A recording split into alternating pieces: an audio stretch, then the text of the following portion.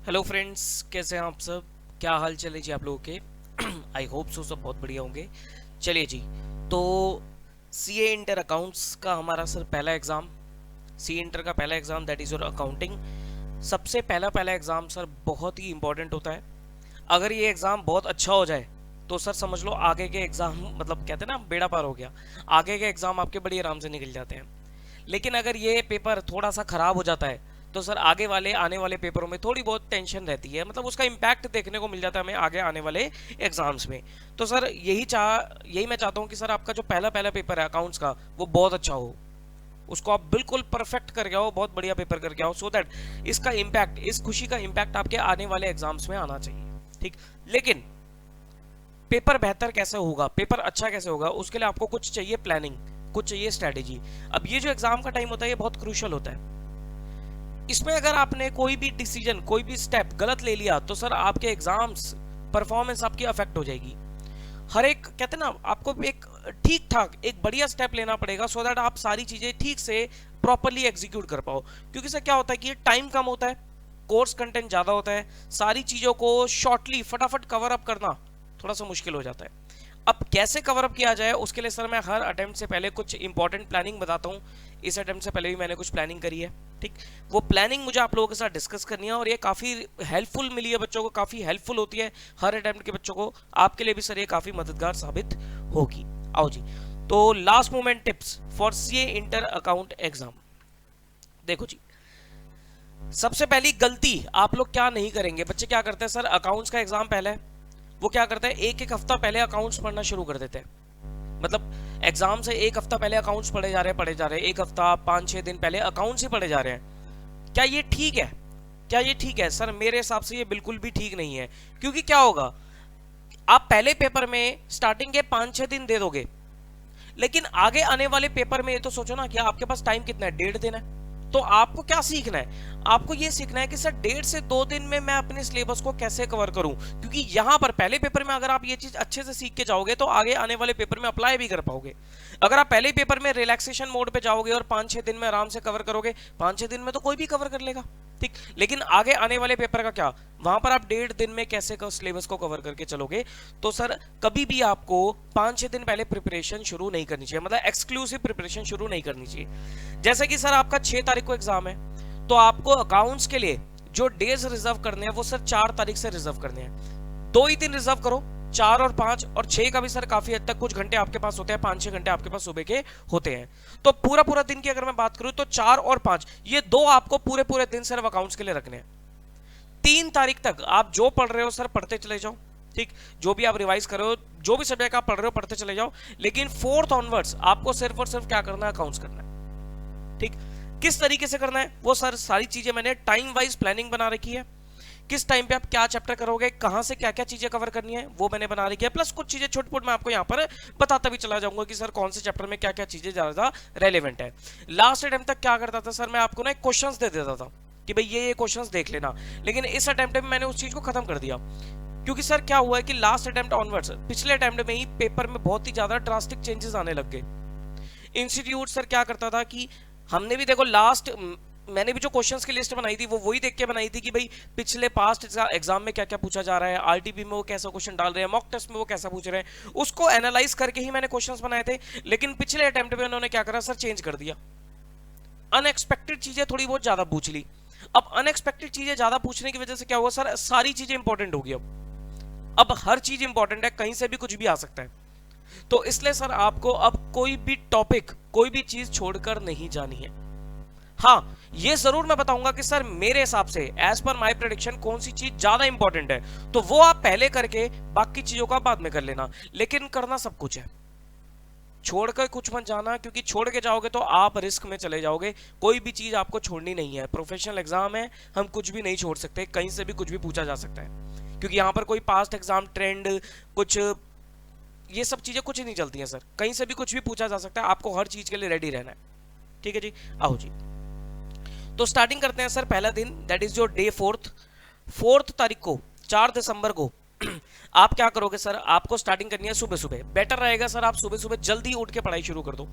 Sir अभी तक तो मैं लेट नाइट पढ़ रहा था, तो अभी भी आपके पास टाइम है 1-2 दिन, तो थोड़ा सा उस चीज को मॉडिफाई करके एग्जाम टाइम्स में क्या करो सर, जल्दी उठने की आदत डालो, क्योंकि एग्जाम टाइम में अगर आप लेट लेट उठने की आदत डालोगे तो सर एग्जाम में परफॉर्मेंस नहीं आएगी, आलस आलस सा रहेगा। तो बेटर रहेगा सर सुबह सुबह जल्दी उठो। ठीक, मैं ये नहीं कहता सर सुबह 4 बजे उठ जाओ, 3 बजे उठ जाओ, बच्चे पढ़ते हैं 3-4 बजे भी उठ के बच्चे पढ़ लेते हैं, लेकिन एटलीस्ट 6 बजे तो उठो, 6 बजे तो आपको उठना पड़ेगा। ठीक, तो 6 बजे उठ के आप पढ़ाई शुरू करो। ठीक, 3-4 बजे करो तो ये तो बहुत ही अच्छी बात है, आपके लिए बहुत एडवांटेज है। लेकिन जो रात को पढ़ते हैं, देर रात पढ़ते हैं और सुबह सोते हैं फिर लेट उठते हैं, वो थोड़ी चीजें मेरे हिसाब से अब आपको एग्जाम टाइम में एटलीस्ट चेंज कर देनी चाहिए।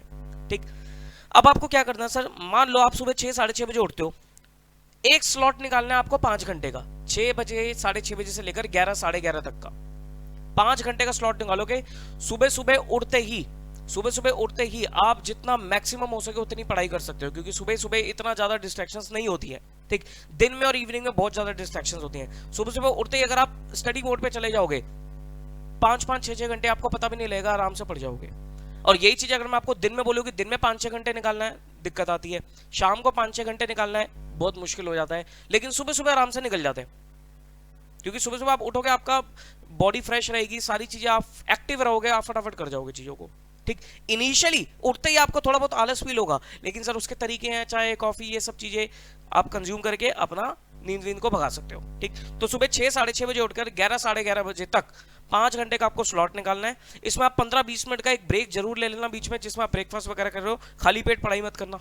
ठीक, थोड़ा बहुत लाइट ब्रेकफास्ट, ये चीज आपको लेनी है, फ्रूट्स ले लिए और भी कुछ चीजें आपने कॉर्नफ्लेक्स ले लिए, ये सब चीजें मतलब लाइट चीजें लेनी है। एग्जाम टाइम है, हैवी चीजें मत कंज्यूम करना, ऐसा नहीं कि सुबह सुबह उठते और नाश्ते में परांठे खा रहे हो, फिर नींद आएगी। ठीक, लाइट चीजें रखनी है आपको। ठीक, जूस ले लिया, फ्रूट्स ले लिया, कॉर्नफ्लेक्स ले लिया, ये सब चीजें आपको रखनी है, शेक्स वगैरह ले लो। ठीक, उठते ही आप क्या करोगे सर, उठते ही आपको उठाने हैं सर सबसे पहले 3 chapter, that is your investment accounting, जिसको हम अकाउंटिंग स्टैंडर्ड 13 भी बोलते हैं, AS 13 साथ कवर कर लेना, insurance claim and accounting from incomplete records, ये 3 चैप्टर उठा लेना, तीनों में से क्वेश्चन आपको मिलेगा ही मिलेगा।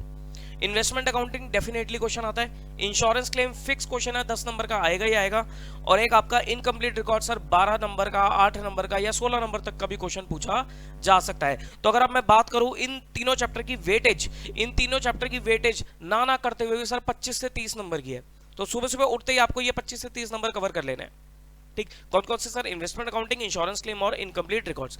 अब अगर मैं बात करूं सर आपसे इन्वेस्टमेंट अकाउंटिंग की, एज पर माई ओपिनियन या एज पर माई प्रिडिक्शन, इस बार मुझे ऐसा लगता है कि सर यहां पर ये एएस बेस्ड क्वेश्चन इस बार शायद पूछ सकते हैं, एएस बेस्ड क्वेश्चन। ठीक, एएस की बुक उठा लेना सर, एएस की बुक में AS 13 के क्वेश्चंस दे रखे हैं, 5 नंबर का कोई एएस बेस्ड क्वेश्चन मुझे ऐसा लग रहा है सर इस बार पूछा जा सकता है।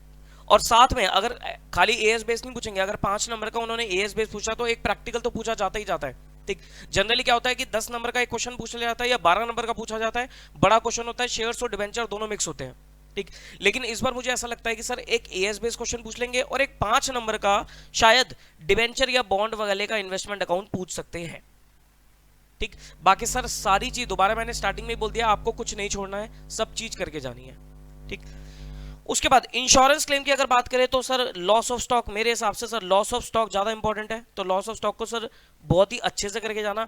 लॉस ऑफ प्रॉफिट के पूछने के चांसेस थोड़े कम होते हैं, लॉस ऑफ स्टॉक को आपको पहली प्रेफरेंस रखनी है। ठीक, और इनकम्प्लीट रिकॉर्ड्स की अगर बात करी जाए तो सर इनकम्प्लीट रिकॉर्ड्स में मुझे ऐसा लगता है सर इस बार बड़े बड़े जो 16-16, 12-12 नंबर के क्वेश्चन थे वो शायद ना पूछे। मुझे ऐसा लगता है सर 8 नंबर तक का क्वेश्चन यहां से पूछा जा सकता है, जिसमें आपका सिर्फ कैलकुलेशन ऑफ प्रॉफिट होता है। आपके स्टडी मैट में क्वेश्चन है जिसमें वो इनकम टैक्स डिपार्टमेंट स्क्रूटनी कर रहा है और प्रॉफिट कैलकुलेट करता है, फिर डिस्क्लोज करिए इनकम, उसको कंपेयर करके टैक्स लायबिलिटी वगैरह, ये वाला क्वेश्चन मुझे लगता है कि सर इस बार पूछा जा सकता है। कैलकुलेशन ऑफ प्रॉफिट हम इसे बोलते हैं, तो ये 8 नंबर का, 8 नंबर से ऊपर का नहीं बनेगा, ये 8 नंबर का क्वेश्चन बनेगा, शायद इस बार मुझे लगता है ये वाला पूछा जाए। ठीक, अब इन तीनों चैप्टर को करना कहां से सर, आपको सर पहले कॉन्सेप्ट्स अच्छे से पढ़ने हैं। देखो क्वेश्चन कम कर लो कोई दिक्कत नहीं है, लेकिन कॉन्सेप्ट्स आपके पक्के होने चाहिए, पूरे होने चाहिए। दिक्कत ही सबसे बड़ी यही है कि हम क्वेश्चंस में लगे रह जाते हैं, हम कॉन्सेप्ट्स नहीं पढ़ते। आपको क्वेश्चन थोड़े कम कर लो उससे कोई फर्क नहीं पड़ता, लेकिन आपके कॉन्सेप्ट जो होते हैं, फंडेज जो होते हैं, वो आपके पक्के होने चाहिए, वो आपके क्लियर होने चाहिए। ठीक, उसके बाद आपको सर ICAI के क्वेश्चंस करने हैं, इंस्टीट्यूट के आपको क्वेश्चंस करने हैं। ठीक, इंस्टीट्यूट के सारे क्वेश्चंस देखकर जाना, इंस्टीट्यूट का एक भी क्वेश्चन, स्टडी मैट का एक भी क्वेश्चन मत छोड़ के जाना, सारे क्वेश्चन देख के जाना। बैठ के सॉल्व करने का टाइम नहीं है इस समय आपको ऑडिट टेक्निक अपनानी है, क्वेश्चन पढ़ना है, सॉल्यूशन से चीजें देखनी है। एक आध चीज अगर आपको लगता है कि कुछ मेरे को सॉल्व करके देखनी है कैलकुलेशन, तो वो आप कर सकते हो, बाकी आप बुक में ही सर सारी चीजें एक बार ऑडिट टेक्निक से काम करना, ठीक। और सर स्टार्टिंग से मैं बोलता आ रहा हूँ, क्वेश्चन मार्क कर लिया करो। अगर आपने मेरी बुक आपके पास है तो हाँ, वहां से आपने कोई क्वेश्चंस मार्क कर रखे हैं तो वो क्वेश्चंस आप देख सकते हो। आरटीबीज वगैरह में से पास्ट एग्जाम के क्वेश्चन कुछ मार्क कर रखे हैं तो वो आप देख सकते हो, अगर आपके पास मार्क्ड क्वेश्चन है तो। सर अगर मान लो मेरे पास मार्क्ड क्वेश्चन नहीं है, तब मैं क्या करूं? तो सर कॉन्सेप्ट तो करोगे ही करोगे, आईसीए का स्टडी मेट करोगे ही करोगे, सर पास्ट एग्जाम क्वेश्चंस को एक बार देख जाना। सर कितने पास्ट एग्जाम क्वेश्चन देखूं? पिछले 3 से 4 अटेम्प्ट के क्वेश्चंस को, क्वेश्चन पेपर को आप चैप्टर वाइज उठाकर देखकर जरूर जाना। पास्ट एग्जाम क्वेश्चन आपको जरूर एक बार देखकर जाने चाहिए, ठीक है जी। तो ये 3 चैप्टर आपको सुबह सुबह सबसे पहले करना है, investment accounting, insurance claim and incomplete records. Okay जी, 11 साढ़े 11 बजे तक आपने ये काम करा, फिर आप सर 1 घंटे का गैप ले लेना, 1 घंटे का गैप लेना, ठीक, 1 से 1.5 घंटे का, जैसे भी आपको कंफर्टेबल लगे, ठीक। गैप लेकर उसमें आप नहाना धोना है, जो भी खाना पीना है, वो सब चीजें कवर करके फिर आप सेकंड स्लॉट बैठोगे 12:30 बजे के आसपास।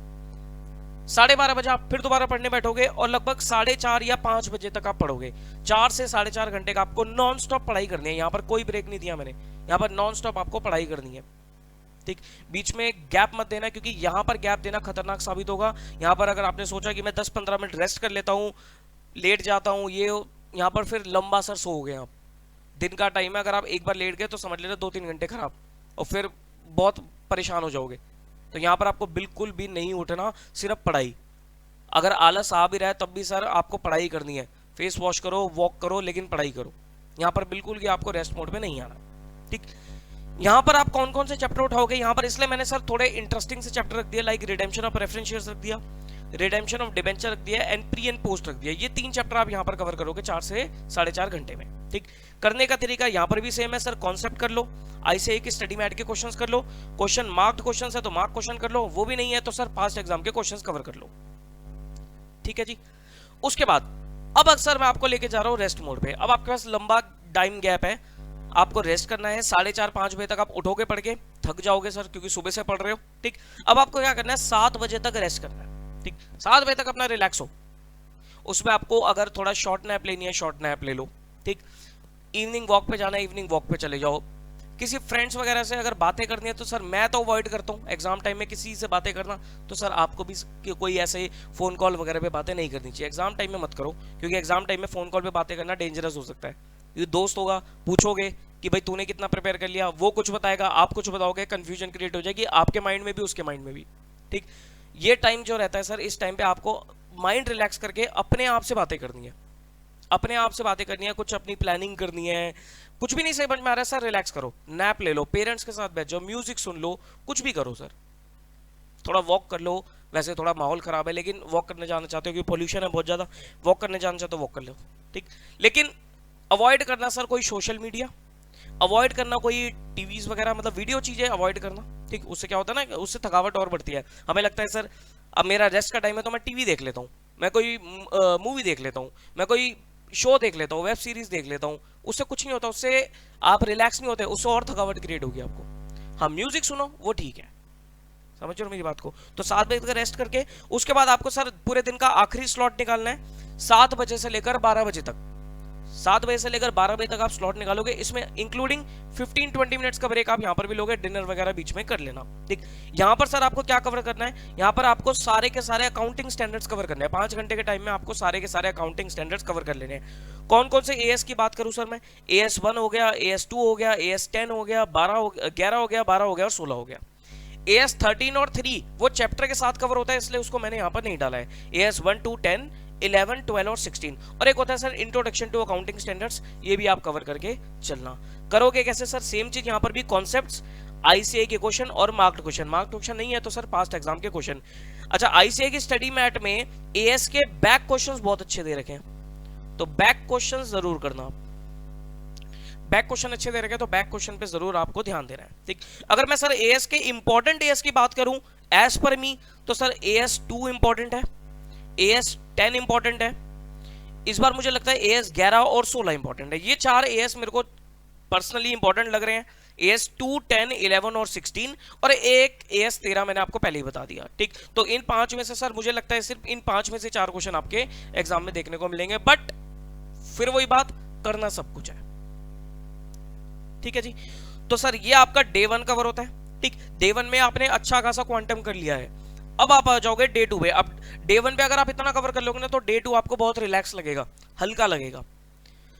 गलती क्या होती है सर? गलती यही होती है कि हम क्या करते हैं, हम जो पहला दिन होता है ना प्रिपरेशन का, उसको लाइट रखते हैं और अगला दिन प्रेशर क्रिएट करते हैं।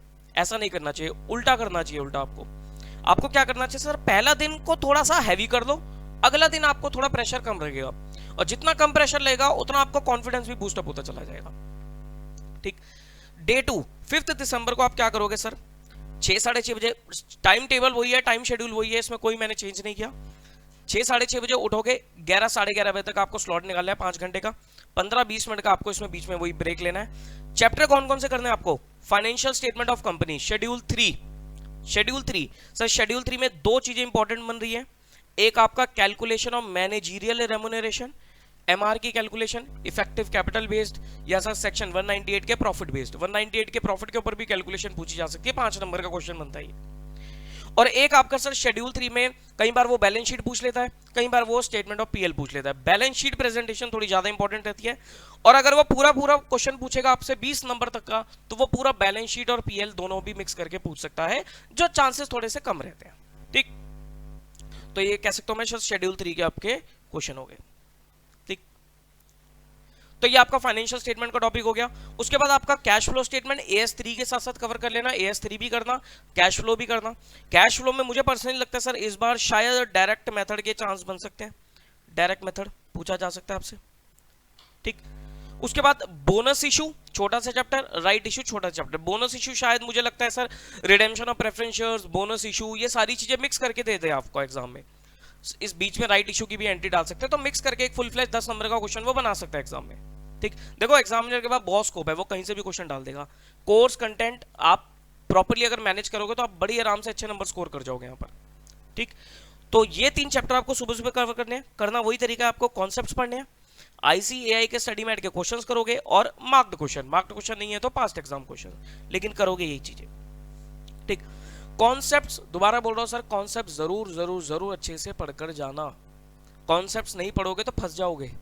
ठीक है जी, उसके बाद आपको सर 1 घंटे का गैप लेना है, फिर वही 12:30 बजे से लेकर 4:30-5 बजे तक का स्लॉट उठाओगे। इसमें 2 ही चैप्टर रखे हैं मैंने, डिपार्टमेंटल अकाउंट्स और ब्रांच अकाउंट। थोड़े बड़े बड़े चैप्टर हैं, ब्रांच स्पेशली बड़ा है, डिपार्टमेंटल उतना बड़ा नहीं है, लेकिन इंटर रिलेटेड से चैप्टर है, तो दोनों आप 4 से 5 घंटे में कवर कर लेना। ठीक, डिपार्टमेंटल में मुझे ऐसा लगता है सर, यहां पर मुझे लगता है सर आपका मार्कअप मेथड इंपॉर्टेंट लग रहा है मुझे। मार्कअप मेथड, रिटेल डिपार्टमेंट हम जिसे बोलते हैं, तो मार्कअप मेथड से मुझे लगता है क्वेश्चन आ सकता है। और ब्रांच में आई थिंक फॉरेन ब्रांच इस बार ज्यादा लग रहा है मुझे, फॉरेन ब्रांच पूछा जा सकता है आपसे। ठीक, करने का तरीका वही है सर, कॉन्सेप्ट है, ICAI के क्वेश्चन है, मार्क क्वेश्चन है, नहीं तो फिर पास्ट एग्जाम क्वेश्चंस है। ठीक, फिर वही सर आप रेस्ट मोड पे चले जाओगे 7 बजे तक, और फिर थर्ड स्लॉट निकालोगे 7 बजे से लेकर 12 बजे तक का, 15-20 मिनट का ब्रेक। अब यहाँ पर आप बिल्कुल लाइट हो, यहाँ पर आपके पास कुछ काम ही नहीं है करने के लिए, देखा जाए तो 2 ही चैप्टर बचे हैं, हायर परचेज और फ्रेमवर्क। ठीक, हायर परचेज सर बहुत सिंपल चैप्टर है, इसमें छोटी छोटी कैलकुलेशंस करके जाना, 5 नंबर का क्वेश्चन आ जाता है इसमें से, या कोई लेजर अकाउंट पूछ सकता है, इंटरेस्ट सस्पेंस मेथड भी पूछ सकता है, तो 5 नंबर का क्वेश्चन इसमें से पूछा जाता है। बड़े नहीं पूछते, 5-5 नंबर का पूछ लेता है। और फ्रेमवर्क सर ये 5 नंबर का क्वेश्चन यहाँ पर भी फिक्स्ड है।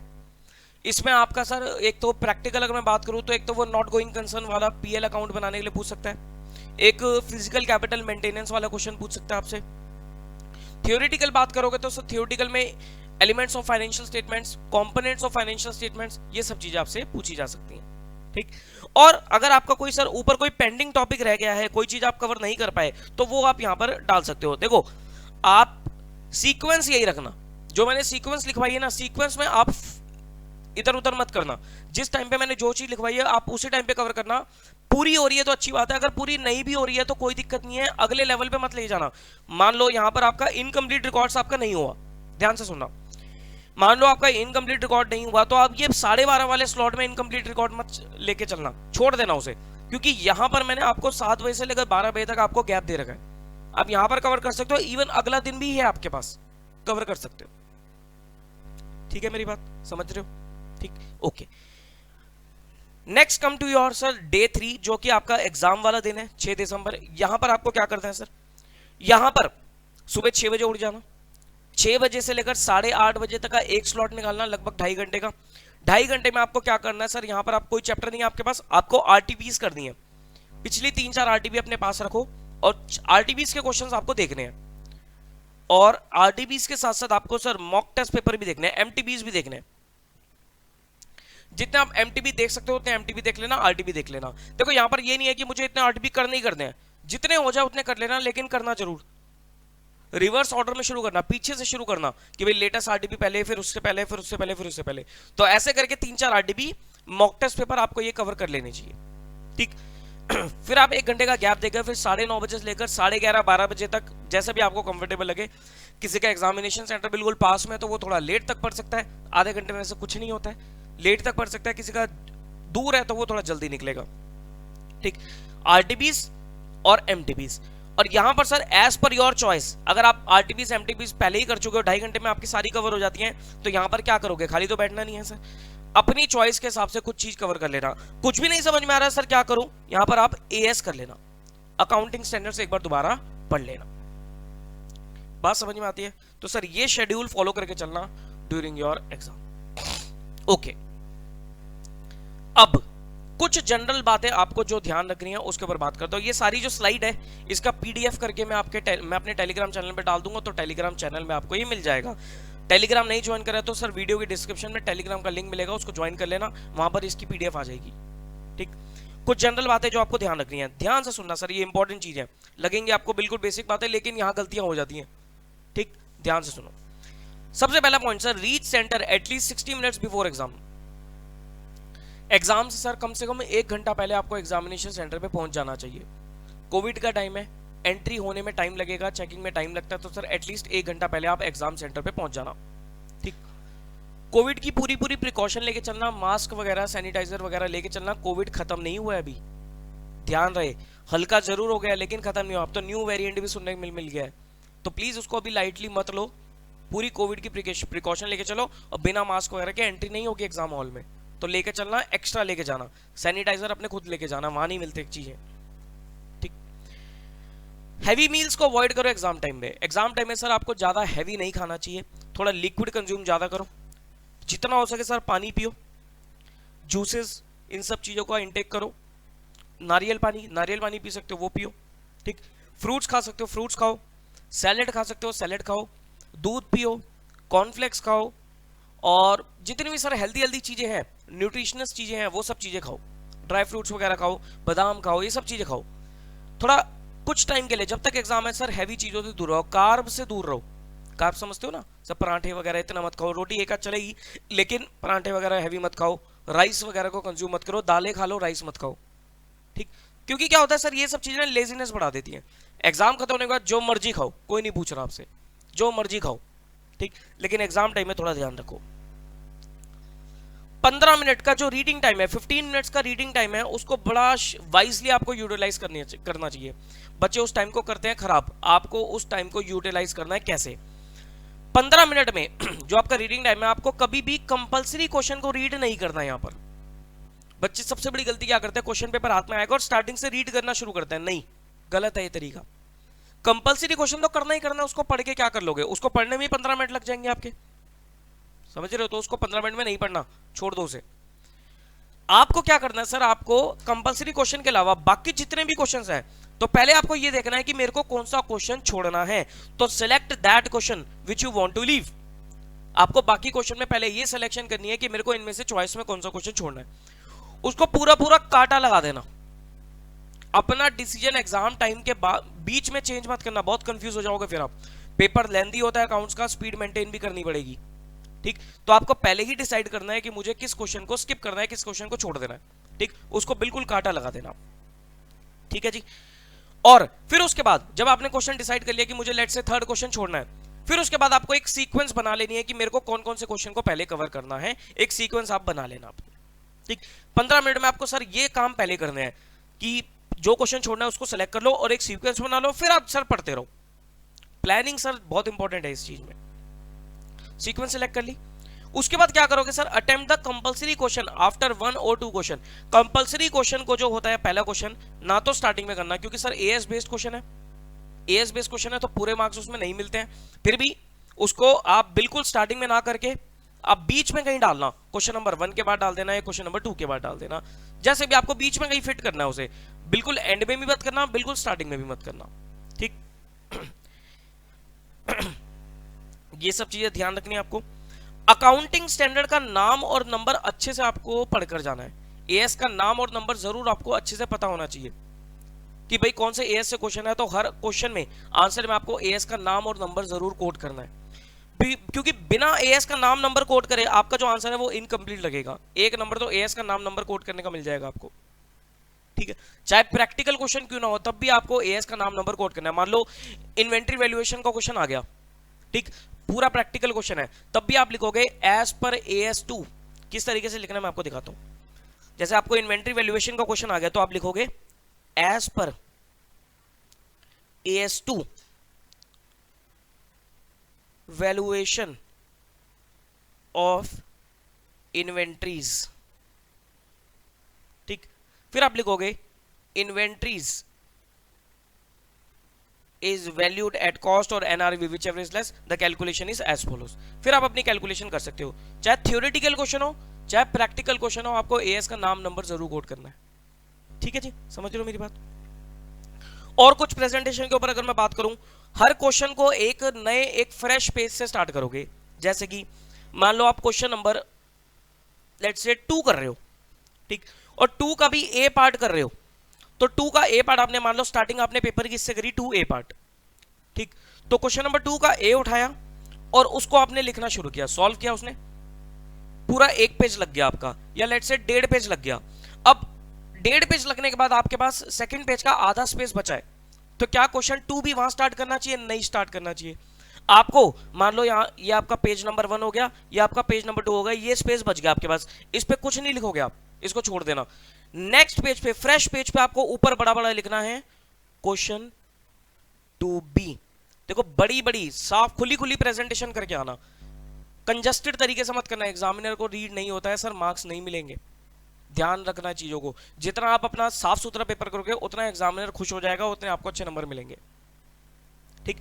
तो हर क्वेश्चन को फ्रेश पेज से स्टार्ट करना। राइटिंग बिल्कुल मैटर नहीं करती है, राइटिंग आपकी खराब भी क्यों ना हो तब भी चल जाएगा, लेकिन प्रेजेंटेशन अच्छी होनी चाहिए। तो हर क्वेश्चन के लिए आपको फ्रेश पेज अपनाना है, ठीक। क्वेश्चन 2B किया, 2C किया, फिर बीच में आप उठा रहे हो क्वेश्चन नंबर 1A, तो फिर 1A शुरू करो। गलत प्रेजेंटेशन का एक तरीका बताता हूं कि जो बच्चे गलती करते हैं वो क्या करते हैं, सर क्वेश्चन 2A किया, उसके बाद 3C उठा लिया, फिर 1D उठा लिया। ऐसे नहीं करना आपको, जो भी क्वेश्चन उठाओगे उसको पूरा कंप्लीट कर देना है। 2A के A और B पार्ट है तो A पार्ट किया और B पार्ट किया, ऐसे करोगे। सर मान लो अभी B पार्ट मेरे को नहीं समझ में आ रहा, मैं बाद में करूंगा B पार्ट, क्या करूं? तो B पार्ट के लिए सर स्पेस छोड़ दो, एक्स्ट्रा स्पेस छोड़ दो, इतना तो आपको आइडिया हो ही जाएगा सर कौन सा क्वेश्चन कितना स्पेस लेगा आपका, ठीक। तो एक एक्स्ट्रा स्पेस आपको छोड़कर चलना पड़ेगा। दोनों साइड में मार्जिन ड्रॉ कर लेना। ये लेट्स से ये आपकी आंसर शीट है, ठीक। यहां पर आपने लिखा क्वेश्चन का नंबर और एक मार्जिन तो यहां पर ऑलरेडी आपके बना हुआ आता है, अगर नहीं बना हुआ है तो सर ड्रॉ कर लेना, एक मार्जिन यहां पर बना लेना, ठीक। और फिर आप इतनी स्पेस में अपना आंसर प्रेजेंट करोगे, ठीक। अगर आप मार्जिन नहीं बना पा रहे, इतना टाइम नहीं है मार्जिन बनाने का, तो कोई नहीं सर, आपको उतना उतना स्पेस छोड़ देना। मतलब कहने का मतलब यह कि कंजस्टेड मत छोड़ना, बिल्कुल ऐसा नहीं कि मार्जिन मार्जिन तक लिख रहे हो, थोड़ा स्पेस छोड़ छोड़ के लिखना, एटलीस्ट इतना इतना आपको मार्जिन जरूर छोड़ देना चाहिए, ठीक। तो थोड़ा अच्छा आंसर आपको प्रेजेंटेबल लगेगा, ठीक। ओके, इतनी बातें समझ में आती है सर प्रेजेंटेशन की। आप थोड़ा प्रेजेंटेशन के ऊपर बातों को ध्यान रखना, ठीक। आंसर को आप प्रॉपर फॉर्मेट में दोगे, प्रॉपर वर्किंग नोट्स और एजम्पशन जरूर दोगे। प्रॉपर फॉर्मेट में आंसर देना आपको, proper working note, proper assumptions quote करनी है आपको। बिना वर्किंग नोट के आंसर मत देना। जहां लगे आपको नोट कैलकुलेशन चाहिए तो वहां वर्किंग नोट बनाना, जहां आपको लगता है सर कोई एजम्पशन लेनी पड़ रही है तो वहां एजम्पशन लिख देना। बिना नोट के एजम्पशन के मार्क्स नहीं मिलेंगे, पूरे गलत हो जाएगा। कई बार क्या होता है सर, आपका और एग्जामिनर का आंसर ना कॉन्ट्राडिक्ट कर रहा होता है, लेकिन आपने कुछ नोट या कुछ एजम्पशन देकर अपना आंसर दिया है तो वो चेक ठीक रहेगा, वो सही माना जाएगा। लेकिन बिना नोट या एजम्पशन के आप आंसर देके आ रहे हो और आपका आंसर एग्जामिनर से मैच नहीं कर रहा है, सजेस्टेड आंसर से मैच नहीं कर रहा है, तो एग्जामिनर उसको कांटा लगा देगा।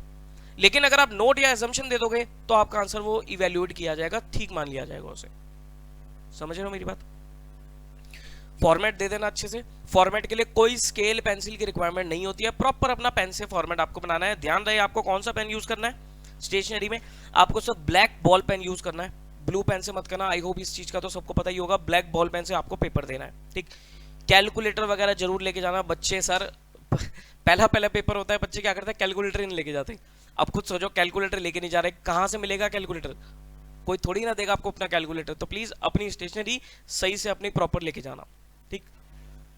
एक बहुत बड़ा ब्लंडर क्या करते हैं सर कुछ बच्चे, जल्दबाजी में एडमिट कार्ड ही ले जाना भूल जाते हैं। भाई साहब गलती मत करो, एडमिट कार्ड की हार्ड कॉपी अपने पास रखो। जो भी आप पेंसिल बॉक्स या जो भी लेके जा रहे हो उसके अंदर सर डाल दो एडमिट कार्ड को। और एडमिट कार्ड सर बिल्कुल भी मत भूलना। मैं क्या करता था सर, मैं चीज़ों को भूलने की मेरी बहुत बड़ी गंदी आदत है, मैं चीज़ें भूल जाता हूँ। तो मैं क्या करता था, मैंने सर एडमिट कार्ड के 2-3 प्रिंट आउट्स निकलवा के हर जगह डाल दिया एडमिट कार्ड। एक मेरे पेंसिल बॉक्स में था, एक मेरे बैग में था, एक मेरे वॉलेट में था, तीनों जगह पर मेरा एडमिट कार्ड था कि भाई अगर बाई चांस कहीं से निकल भी गया तो अवेलेबल तो होगा कहीं ना कहीं, ठीक। तो एडमिट कार्ड जरूर लेके जाना, क्योंकि मान लो बाई चांस आप एडमिट कार्ड नहीं लेके गए, भूल गए, तो कहीं से मंगवाओगे, क्योंकि बिना एडमिट कार्ड के आपको बैठने नहीं देंगे। कहीं से मंगवाओगे सर, आधा पौना घंटा खराब होगा, आप ही का नुकसान है, ठीक है। ओके, तो सर इन चीजों को ध्यान रखना है। Next, don't discuss your answer with anyone after exam, just focus on next exam. आपको सर एग्जाम के बाद अपने आंसर्स किसी से डिस्कस नहीं करने। अकाउंट्स का पेपर खत्म हुआ, खत्म होने के बाद ये नहीं कि सर अपने दोस्तों से आंसर डिस्कस कर रहे हो, फोन कर रहे हो, या फैकल्टीज को फोन कर रहे हो, या होते हैं सर मेरे पास भी कई सारे फोन आने लग जाते हैं कि इसको मैंने ऐसे किया, उसको मैंने वैसे किया, क्या मेरा ठीक है। मैं कभी भी उस टाइम पे आंसर नहीं देता, सिर्फ एक ही चीज बोलता हूँ, focus on the next exam. क्योंकि क्या होगा सर, अगर मान लो आपने गलत भी कर दिया, टेंशन क्रिएट हो जाएगी। टेंशन क्रिएट होने की वजह से आप अगले एग्जाम की तैयारी नहीं कर पाओगे। बहुत बड़ी गलती हो रही है ये जो बच्चे करते हैं। तो आपको अपने एग्जाम के ऊपर अपने फोकस रखना है ऑन द नेक्स्ट एग्जाम। जो कराए सर छोड़ दो, खत्म करो। एग्जाम खत्म होने के बाद आप जितना मर्जी डिस्कस करो, उससे कोई फर्क नहीं पड़ता, लेकिन एग्जाम टाइम में आपको पिछले पेपर को बिल्कुल डिस्कस नहीं करना है। ये बहुत बड़ी गलती है, ध्यान रखना, ठीक। और last but not the least sir, आपको पॉजिटिव रहना है अपनी प्रिपरेशन के ऊपर। देखो जितनी आपने तैयारी कर ली है बहुत अच्छा है, अब कोई नई चीज उठाने का टाइम नहीं है, अब जो किया उसको रिवाइज करने का टाइम है, ठीक। अच्छे से रिवाइज करना है। जरूरी नहीं है सर आपने 100% कोर्स कवर कर लिया हो, आपने 90% भी किया है कोई दिक्कत नहीं है, लेकिन 90% भी 100% होना चाहिए। ऐसा नहीं कि सर 90% तो मैंने कोर्स कवर किया है और उसमें भी मेरा आधी अधूरी चीजें हैं, वो चीज गलत है। फिर जो भी चीज कवर करो ना अच्छे से कवर करके चलो। मैं मानता हूं सर इतना सारा कोर्स है, सारी चीजें कवर नहीं हो पाती, किसी से भी नहीं हो सकती, खाली आपकी बात नहीं है, कोई भी नहीं कर सकता सारी चीजें कवर।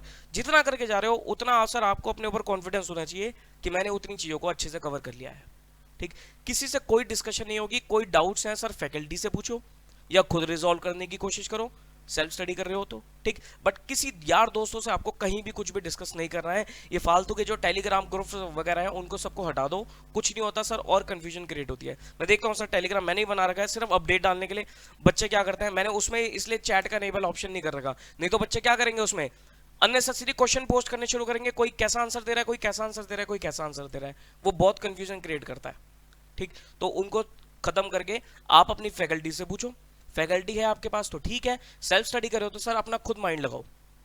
और ये जरूर, ये सच है, आप अगर अपना माइंड लगाओगे तो सर आपको अपनी गलती का, अपने क्वेश्चन का सॉल्यूशन डेफिनेटली मिल जाएगा। थोड़ा सा एफर्ट लगाना पड़ता है, थोड़ा सा माइंड लगाना पड़ता है, और वो जब आप माइंड लगा के अपना सॉल्यूशन निकालोगे फिर उसके बाद आप वो चीज कभी भी नहीं भूलोगे, ये भी ध्यान रखना। समझो मेरी बात। तो सर इन चीजों का आपको ध्यान रखना है, इस तरीके से आपको प्रिपरेशन करनी है, और डेफिनेटली सर आप एग्जाम में अच्छा परफॉर्म करोगे। और सर मेरा पूरा आशीर्वाद आपके साथ है, आपका एग्जाम बहुत अच्छा होगा, और जरूर सर आप अकाउंट्स में ज्यादा से ज्यादा स्कोर करके अपना ग्रुप या इंटरमीडिएट का जो भी एग्जाम्स हैं आप अपने आराम से क्लियर कर लोगे, ठीक है जी। चलिए फिर, all the very best to you and take a very good care of yourself. अपना अच्छे से ध्यान रखो, इस टाइम पे कोई बीमार बुमूर ना पड़ जाए, बस ये ध्यान रखना।